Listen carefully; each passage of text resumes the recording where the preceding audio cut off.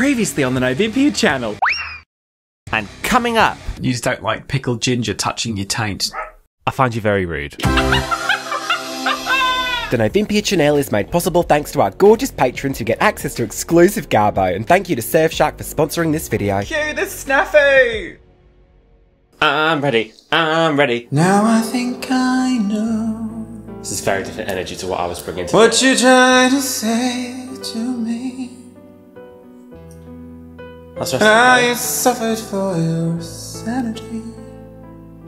Now they try to set them free. They would not listen, they're not listening still. Perhaps they never will. This really wasn't the energy that I wanted for the video today. We're not in drag today. No! Oh, the boys! Is that alright? No! Is that alright? No. Let us know in the comments if that's alright. It's too hot. It's so hot. We're going to be dabbing. It's too hot for drag. Also, we were with Luxaria the other day. These people are lying to you. And we didn't speak about this, but she was doing a bit, like speaking about this woman called Jacqueline. And she went, Jacqueline, Right. welcome to an all-new Faves and Shitters for your nerds. Yes, if you're new to this channel, my name is Nova. And I'm Olympia, and this is the video series where we talk about 3 things that we just think is hot shit right now. And then 3 things that we think is cold shit. P.U. But listen, Nova, before we get into the meat, before we really get into the meat, Oh, don't do that. we're going to take a second to talk about the sponsor of this video, which is Nova. Surfshark! Now, if you've been living under a rock, mind you, then you won't know that Surfshark is our best friend. We use it all the bloody time. If you don't know what it is a VPN, or a virtual private network that keeps you completely safe as you browse, because it encrypts all the information sent between your device and the internet, so there's no risk of your personal data being compromised. In addition to that, if you use Surfshark, you can also change your real-world location with a completely new one. So it doesn't matter where in the world you are, you can use Surfshark to change your territory, and then you'll get access to a totally different selection of shows and TV, film on your favourite streaming platforms. So we've got Hulu, we've got Now TV, we've got Disney Plus, Prime. It's always fun to see which countries get access to what. And it's super useful if you're like us and you follow like Eurovision, you watch The Traitors or Drag Race, because they've got servers in over 100 countries. So if you are in the US watching us right now, you can get Surfshark, switch to the UK, and then you get more shows on Netflix like RuPaul's Drag Race. Oh, hi, you've just caught me in Zurich, Switzerland. The fine sights. Oh, no, never mind. Okay. Right, what just happened there? Just went to show off the Alps. I'll superimpose it. Yep. We're in a hotel in Zurich, and we're using the hotel's Wi-Fi. So like always, every time we use public Wi-Fi now, we make sure we connect using Surfshark, because you never know what these companies are doing with your data. So just like when we were recently in Switzerland, we always use Surfshark to hide our internet traffic from our ISP, and it's also amazing because it is available on all your devices with unlimited logins. And there's no risk in even trying Surfshark, because they offer a 30-day money-back guarantee. So if you're looking for a brand new VPN or just looking to upgrade that crap one you've already got, then check out the link in the description box below. Yes, by using our code Novympia, you can get an extra 4 months for free. So make sure you click on the link in the description box. And thank you once again to Surfshark for sponsoring this edition of Novympia Faves. Oh, should I start then? You start there, because you don't like it when I start. Someone with an angle grinder outside. I'm hoping that we would have been able to like filter it out and you can't hear it. Yeah, my Aunt Fanny. But that's the neighbours, and you had the neighbours being noisy last time. Yeah. Although those dogs do seem to have quietened down a little bit. I can't believe you've just said that. Oh no. Okay, my first favourite. Get this. Stay with me on this. Pulling a feather out of a pillow. Oh yeah. Okay. Stay with me on this. Yeah. Imagine it, picture it. You're just reclining in repose, watching the a televisual treat, and then you run your hand over a cushion. Oh, what's that little snag there? There's a little sharp snag, isn't there? And you think, what's that? You can't resist. You can't resist. I can't resist. And then And he goes, it starts out kind of a bit tough, doesn't it? Because it's like the feather is a bit fat to get through the hole, and then you pull it out, and it goes. Oh, it's an excellent sensation. is that what we're doing I today? imagine it's a bit like trichotillomania. Oh. Little bit like that. Cut that bit. Is this what we're doing today? What? Talking about pulling feathers. Feathers out of pillows. That's my current thing. pillows. That's my current thing. I've had many things sitting down. That's a perennial thing, really, isn't it? Trifle buns, over those. Gross now. Wouldn't buy those again.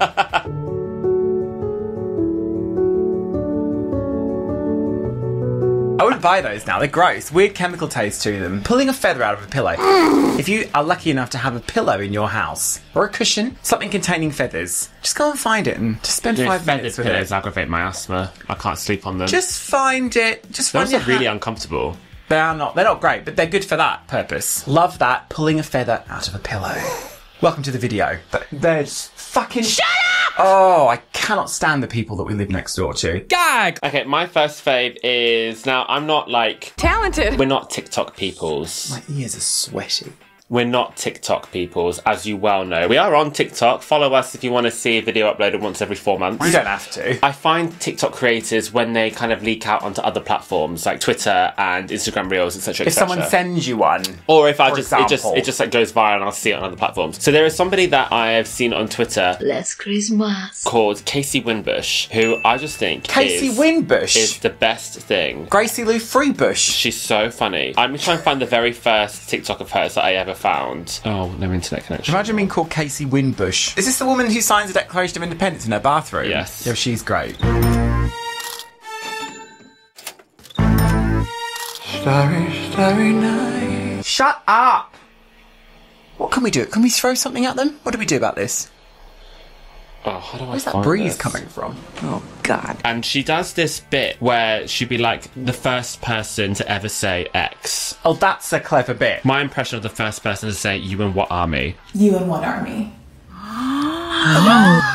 Mother. The British are not coming. Oh my gosh. Do we have an army? Sickening for real. No, seriously, do we? I can't. How many letters These are so clever because it's always exactly the same setup. She's always in the same location, and there's always a scream in the background. Literally sounds like Heather Donahue. Your mom. Oh, wow. Oh my god. Wait a second. You absolutely devoured with that one. So iconic. There's such a formula to them because she also does a Jennifer Coolidge impression, which I'm kind of like over because so many people do that, but she does a lot of Jennifer Coolidge. Yeah. And so there's always that in there. Oh my god. There's scream, and there's always like a mathematical equation to get to the number 8, and it's different every single time. Oh, yeah, that's very, very clever. The setup is so great for this. She's got content for the rest of the time, because how many sayings are there? 30. There are So dumb. so many. So So, dumb. like, you're welcome. That's Casey. Okay, my first shitter, by the way, Nova, I'm going to put this woman up because she's right here at the moment, is people that have like 15 children. Oh, okay. People that have an excessive number of children. Breeders. Fucking breeders. So again, I don't know where it was it was a reel or whatever. Well, I've saved it They're as usually religious.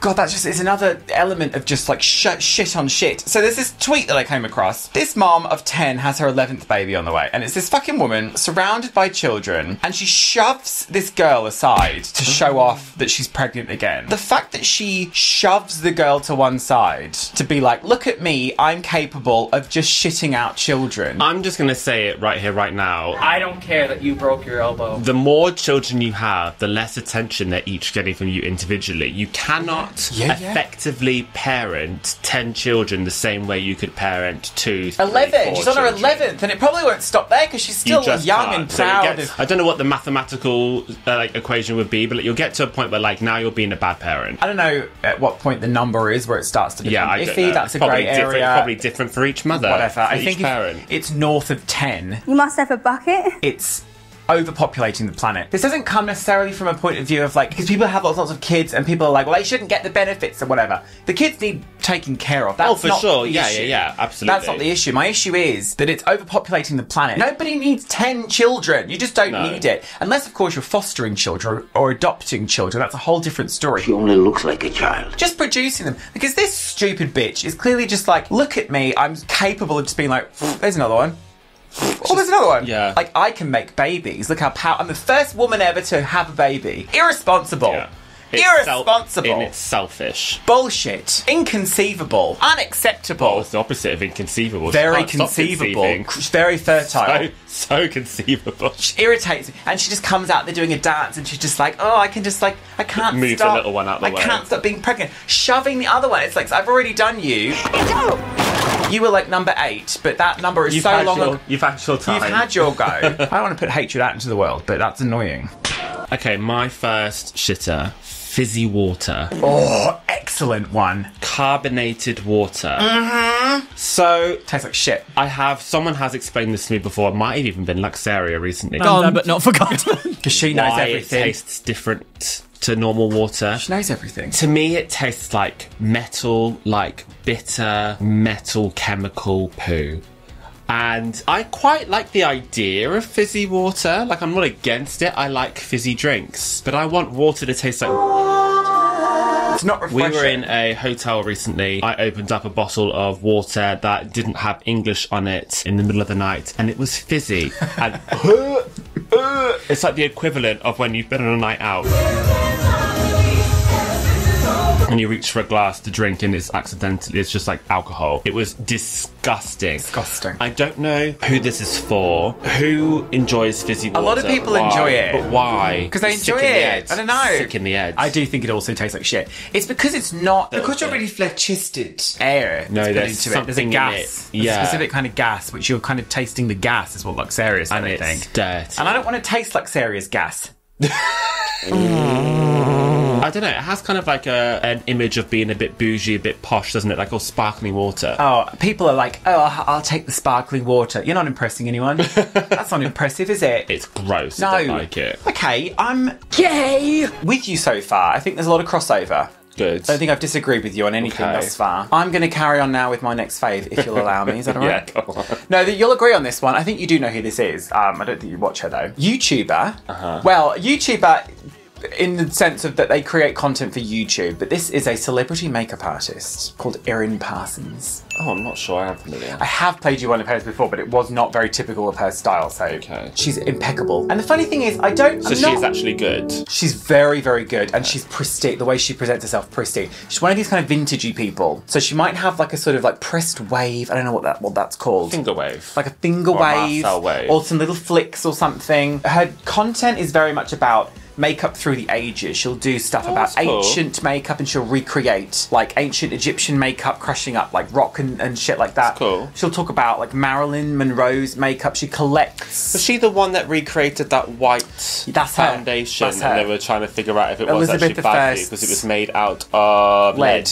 Elizabeth I's white I remember makeup. that They was tried really to interesting do it. So she's video. incredibly knowledgeable, she's incredibly talented, she's been working forever, and she just started making content. I'm not really sure what the kind of like transition was there, but she's fascinating, very personable, very, very likable. And if you're at all interested in makeup, which I'm not really, it's the history I'm more interested in. I don't watch anyone who talks about contemporary makeup, really. Right. Which is weird, isn't it? Do I? I thought you said she's a celebrity makeup artist. So who She does she is. Oh, I did. Oh, she's done a whole bunch of people. I don't think she has like a specific person that she's tied to, but she does stuff for like magazine covers and stuff. Okay. Check her out. She's so knowledgeable. Like anything to do with the history of makeup, and she like knows what she's talking about. The first video I saw of hers was she was trying to discover what kind of lipstick Marilyn Monroe used, and she found out that it was actually orange when everyone assumes it's red, but it was really a shade of orange. It's just really interesting. How did she come to that conclusion? It's very long-winded. I have to watch the video. That sounds You'll really have to watch the video. We'll watch it later on. You'll like it. You'll like it, it's sweet. Erin Parsons, shout out to you. She's pristine. It's wild. My next fave So here we go. is a song.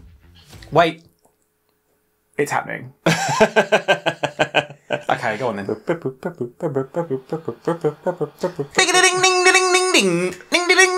Is that it? I feel like a lot of you in the audience will be aware that Kesha has just come out with the new song. Her first release since she has become completely independent on her own record label, Kesha Records, and it is called Joyride. But I feel like a lot of you may not know this because being an independent artist, she hasn't had a lot of promo for it yet, if any. There's still a music video being edited. So if you do not know this, go and listen to it. It's amazing. This song is so gay, unhinged in the best way. It opens with an accordion. We need more accordions in pop music. Excellent work. It is a shorter song. It's like under 3 minutes, but it doesn't feel that short. But it's just so energetic. It is fun. It's really fresh sounding, but it still sounds like Kesha. I like your beard. There has been a great wave of fan edits to this song. I'd like to just draw your attention here because as soon as this song came out, I knew Nova was going to pick it. So anytime I then was like, oh, this is like a fan edit of the song. So there's one there, there's one there. Which is the one? The one This that, is like, the one. And by Jack. Yeah. I was collecting them to sort of play them. This could just be the music video. I've realised now that we can't play them because we can't have a clip of it. Well, I love that girl with the ugly haircut. So I'm really looking forward to the music video. I think the album is going to be great. I'm just super, super happy for her. It has been slowly growing in my ass streams. It's staying really consistent. So I do think a music video will help it chart. It debuted in the UK at number 98. Oh, that's really low. It still debuted 98. Oh, that's really shit. And also, this is sort of like a dual fave, really, isn't it? Because it also means on the other side of it that Katy Perry's has done so shit. That is another one of my faves. That's another one. Oh, well, we won't talk about that. Afterwards. I'm going to have to put Luther in the bedroom. The cat. We said this would happen. That's a separate fave, is it? You should have consolidated so you can afford to go and spend some more when you get bored. My next shitter is the location of deodorants in a supermarket. Do you understand where I'm going with this? What do you think? No. What do you think? So I would look by, first of all, like the pharmacy toiletries bit, and I would look by the men's section, and it's just smushed there with everything else that's like men adjacent, so like men's shaving cream, shower gel, it's all in the same section. I find this irritating because there will be signs above the aisles, and I've done some research, market research on this. Sainsbury's and Tesco's do the same thing. Deodorants will be on a sign on an aisle, but they only mean women's deodorants. Yes. So men suck shite. Have this sad little section. And it will say like men's toiletries or something. It will say like men's something. I think it's hilarious that men are so stupid and a little bit fragile that they can't just be with the women's deodorants. I find that irritating. It might not necessarily be that. It's just that there are more women's deodorants, so they need more shelf space. So then just put the men's next to it. There might not be space. What do you... Space. They decide what goes where. They can just move shit around. Well, if they want all the women's stuff together, I find it irritating. I don't know if there's much anything I find it annoying. To that. I find it annoying that deodorants are separated. It's one product, put them together. I find it irritating. Luxaria. Like body wash. Why is that separated? It all does the same thing. Just because there's more masculine fragrances and more feminine fragrances. That's all it is. So I just think it's hysterical. I mean, yes, they are essentially the same product. Yeah, they are then packaged completely differently. It's the same song. And will have different scents in them. Yeah. Which I just think it's irritating that they're separated. I disagree with this. I think that would be more annoying if everything was mixed together. Everything was together in one place. I find that more annoying. You do. And then I suppose people could be like, oh, then why, if you're that bothered, just use a women's deodorant. It's overly scented, a lot of them. Smell like grandma's ass. No one else? No? No. Yeah. Why don't you ever agree with me on anything? You're stopping me at all sides here. I don't think I've disagreed with you on anything thus far. I've got like a not fun one, a shitter, just to get out of the way, and then I've got like a less like serious one to end it with. You can't do serious ones, Nova. I'm putting we're going to put a stop. Oh, well, I'll just be very, very, very brief on this. Go ahead. Because we don't like to talk about anything worthwhile politics on this channel, but I don't really understand why, of all the people being invited to speak to our leading political party, we've got Joanne Rowling being invited to speak to the Labour Party to just to reassure her about their values and their ideas going forward. Eat shit and die. About the trans community and what they're going to do. Because they care more about money. These people care more about money. She's a billionaire. She's an author. It doesn't matter. She's a billionaire. That's what they care about. But she's not a politician. She's not anybody of medicine or science. She's not a human. She's no one. Eat shit and die. I think it was India Willoughby on Twitter. She was like, why are we not asking Barbara from Asda? Like, why are we asking, like, who cares? Who cares about what she says or what she has to say? Medical professionals. Why is everything so confusing? I just don't like that we're inviting basically a celebrity that has no impact, because we've seen the way the recent election went, that actually these people have a minuscule impact on the vote, on the wider spread politics. So really, she doesn't mean anything. She's just loud on social media. She's just I mean, I understand the answer. I already know what the answer is, but the fact that just in broader terms, why politicians are just inventing shit out of their ass without consulting medical professionals, psychologists, in terms of banning puberty blockers, they're just like, oh no, that's weird and gross and groomy. We're not doing that. Have they asked a single medical professional? Don't get me started on this cast report. Okay. Anyway. Who cares what she has to say? The majority of people don't care, so... What's the point? Fuck off. Do you know what, sometimes Sorry about that. you just wake up and you're like, oh, it's another day of people being constantly disappointing, stupid. I just think as a species, we're done for. Oh, 100%. It's over for us. Yeah. We had to go. People are so stupid. It's another reason not to have children. No. Let's, oh God. Let's please move on to something lighter. Well, what is it now? For a fave. Ooh. Oh, this is a very nice segue. I found a video.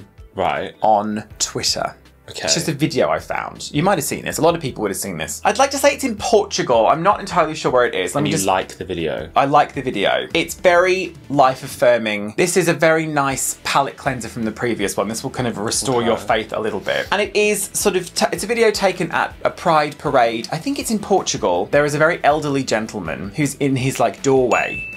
And he's waving. Oh, with the flag. Oh, I have seen this. And there's this elderly gentleman standing in his doorway and he's waving this Portuguese flag. And someone comes over, takes the Portuguese flag off him and gives him is it a pride flag or a progress? Progress pride flag. It's the progress one. They sort of drape it over his shoulders. And he's so moved by this that he gives the person a little kiss on the cheek, a thumbs up. And he's just so emotional that he can show his support because people have said underneath this video, someone said, the reason he's so emotional is because he was waving the Portuguese flag because he didn't have an actual pride flag but wanted to kind of show his support. Yeah. So he went and was waving this Portuguese flag and he's just this very sweet little old man. He looks like Geppetto. He does. Doesn't he? And he stands there in his doorway so emotional to be able to support like the kids and he like and it's so nice how this person sort of walks away with the Portuguese flag. So it's like he is actually, there was a trade-off there. There was a trade.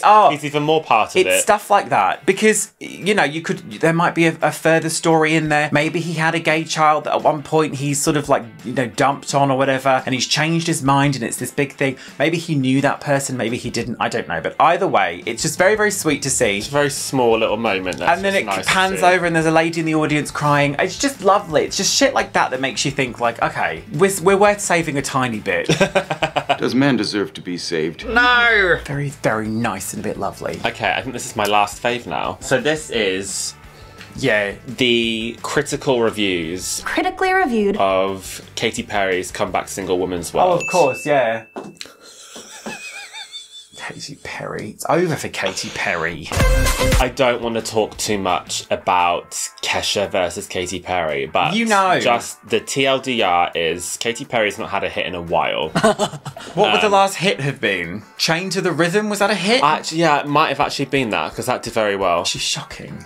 So for this comeback, she clearly really, really, really wants a hit and she really wants to be popular again.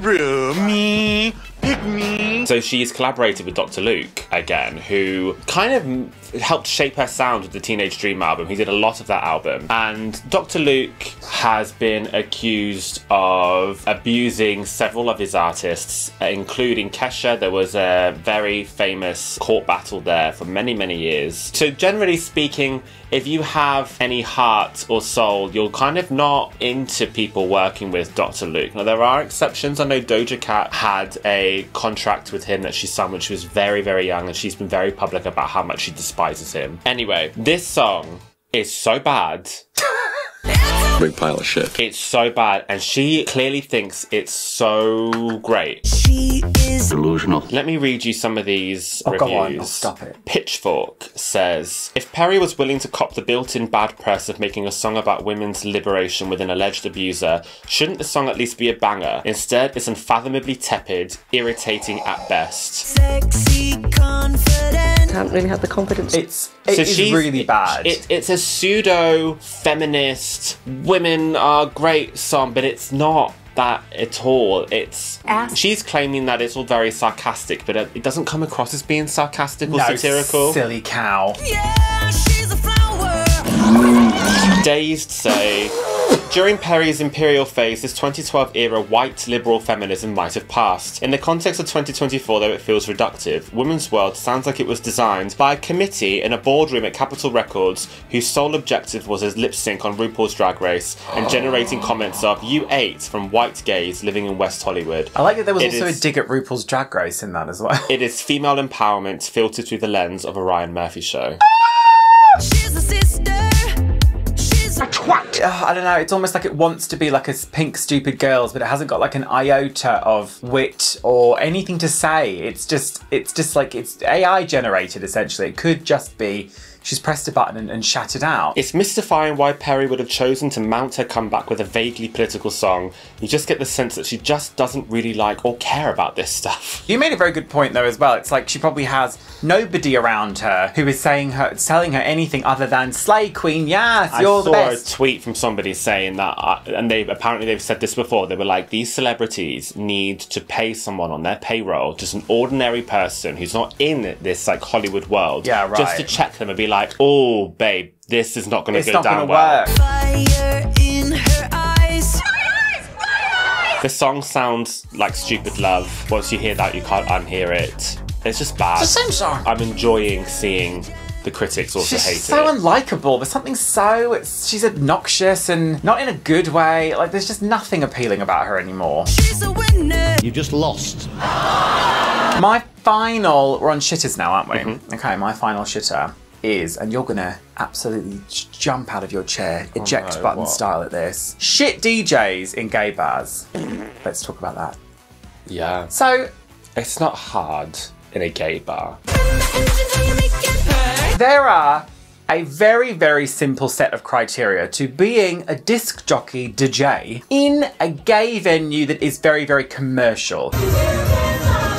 We're not talking about some kind of like elite, quiet little, like a rooftop bar. We're not talking about some kind of alt underground club. We're not talking about specific nights where specific DJs are hired to play their style of music and people come for that DJ. No, no, no. We're talking about a very, very commercial kind of gay LGBT venue, of which in Bournemouth, where we live, there are a few. And we went to one of them, and the woman in there,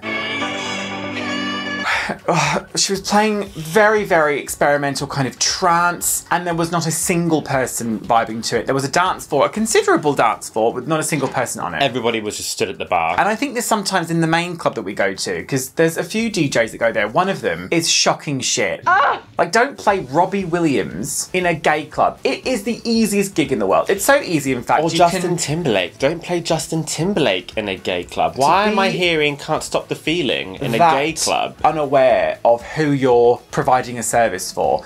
We don't want... please don't play Ed Sheeran in a club. In general, a club.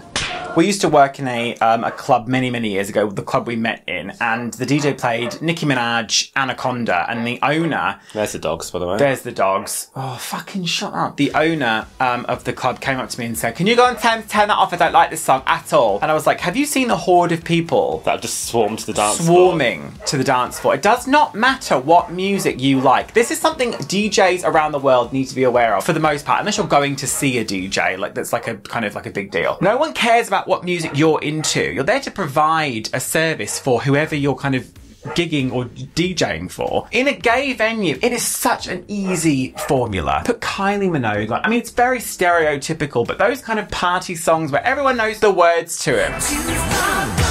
Don't play experimental trance that your brother's made in his garage. Also say on the back of that, it can get a bit boring and a bit cliche just to play all the classics. I think that's a little bit easy. I also feel like DJs, at least in Bournemouth, are very bad at having their finger on the pulse of like the new releases. It always seems to take a good 2 weeks for songs to get worked into their sets for you to hear them in the clubs. Music, and that's really annoying. If a song has debuted at #1 and you don't have it that weekend, what are you even doing? Last year for Eurovision, they didn't have cha-cha-cha, and the DJ even commented about how many times they'd had it requested, and I just felt like saying, like, you've got 5G or Wi-Fi, download it. Get it. What are you talking about? Even if it's just like a really shit, like, fade in, fade out. If people want it tonight, then just download it and play it. Wedding DJs are similar. A lot of weddings have, when they like RSVP, they'll put their songs in, won't they? And a lot of wedding venues, I've been to 2 separate weddings where the bride or groom has been like, the DJ is like going rogue and playing his own shit. What is that about? How can they be that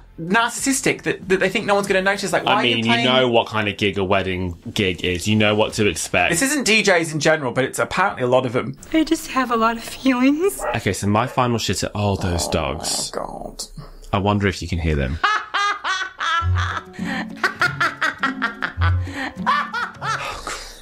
Now, I don't know if you probably won't agree with this because this isn't something that you would experience. And people have to let me know in the comments if they agree or not. But when you purchase or order a sushi platter, it is traditional to have kind of like westernized sushi with soy sauce, with wasabi and pickled ginger. I cannot stand wasabi or pickled ginger. And when it's like served and it's touching the sushi,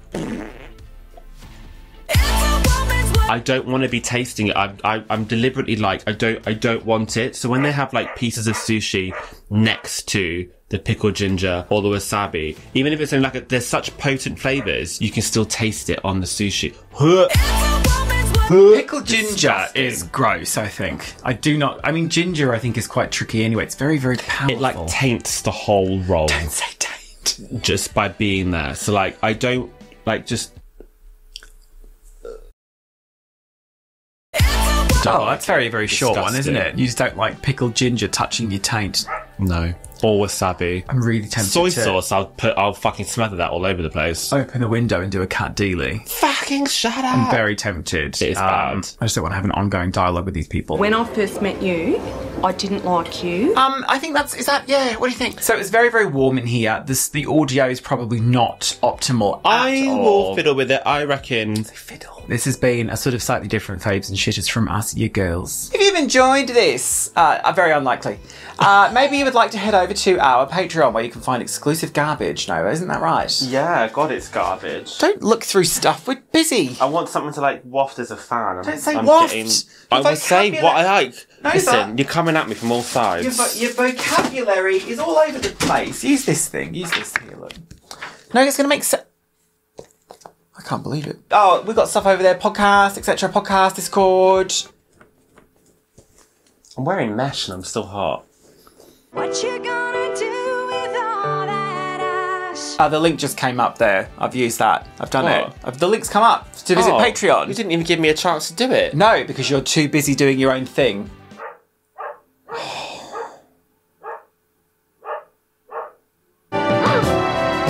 Now what? It's like living next door to Glenn Close. Some of the guys on the Patreon get birthday shout-outs now, including... But not limited to. For July 9th, we've got 2. That's Lee.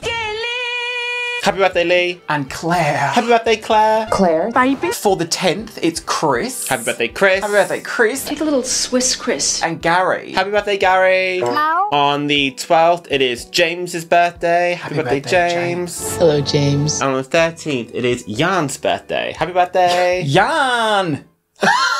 Yeah. And then for the 15th, it's Steph's birthday. Steph. Happy birthday, Happy Steph. birthday, And the Steph. 16th is Kieran. Parting gift. Happy birthday, Kieran. Thank you for being patrons over there. We also have a bloody Twitch. Yes. Where we play games. Hanging out, have fun. I've been playing all night. Final Fantasy 13 for approximately 17,000 years. I am currently playing WWE because I'm making characters from the Novympia universe over there. When is it next month? We're going to be putting out a Royal Rumble video where we sit back, watch them all wrestle, and we commentate on it, which I'm so excited for. So if you want to see that process be made every Wednesday night with me, then head over to the Twitch, and that's it, we're done. Yeah, all done. Yeah, so we're going to now probably go next door, aren't we? And say, listen here, you fuckers. And a joyride to our brand new patrons Ian, Red Herring, Keen Summers, Reese Burke, Marius Eagland, Dale White, Shattered Yams, Jacob J Tequila, Rich JDNZ, and Molly Grumps. Is that it then? Oh, yeah. Are we gonna post for a thumbnail? I'm gonna go find a Calippo and stick it on my nose. Join the Patron, we'll do a shot of Patron.